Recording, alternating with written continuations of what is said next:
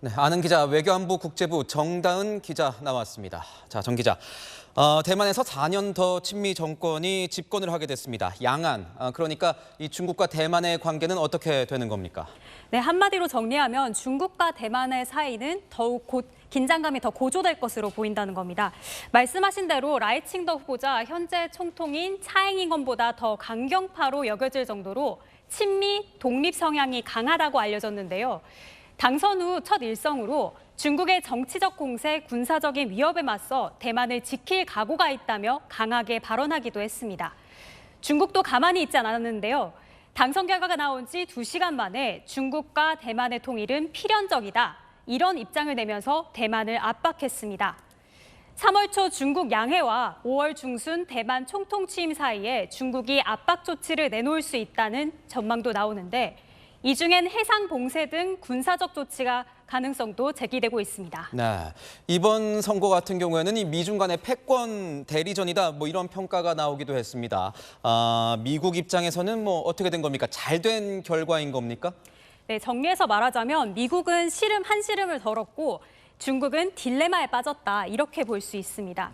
미국 입장에선 대만이 친중 대신 친미 도선을 택했기 때문에 세계적으로 두 개의 전쟁을 치르고 있는 상황에서 반도체 공급망 불안정과 대만 문제까지 떠안는 최악의 경우를 피한 겁니다. 특히 올해 11월 재선을 노리는 조 바이든 미국 대통령으로선 더욱 그렇는데요. 우선 미국은 곧바로 대표단을 파견해 대만 주요 지도자들과 만날 예정인 것으로 알려졌습니다.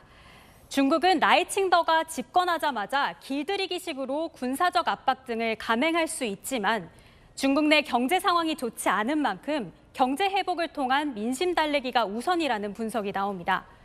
이런 분석들을 종합해보면 당분간 미중 모두 대만 문제가 충돌로 비화되지 않게 관리하자는 입장을 유지할 것으로 보입니다. 이렇게 대만을 둘러싼 상황은 우리나라의 어떤 안보나 경제에도 굉장히 관련이 많은데 그러니까 우리나라에 끼치는 이런 영향 뭐가 있을까요? 네, 미국과 중국이 엮여 있는 대만 정세에 우리나라 영향을 받을 수밖에 없습니다. 미국의 한 연구기관은 중국이 대만을 침공하면 대만 다음으로 우리나라가 반도체나 무역 분야에서 GDP 감소율이 가장 클 것이라는 전망을 내놓기도 했는데요. 만일 대만에서 전쟁이 발생한다면 한국도 미국과의 동맹 관계를 고려해 전쟁에 직접 참여해야 한다는 우려도 나옵니다.